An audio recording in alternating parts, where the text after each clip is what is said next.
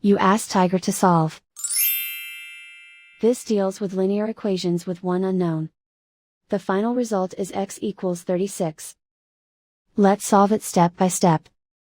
Simplify the expression. Group like terms. Simplify the arithmetic. Group all constants on the right side of the equation. Subtract 12 from both sides. Simplify the arithmetic.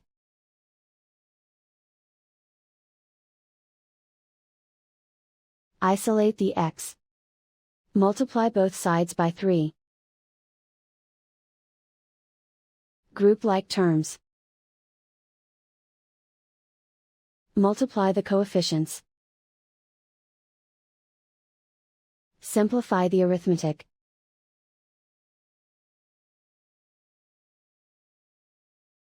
Convert the x into a positive number.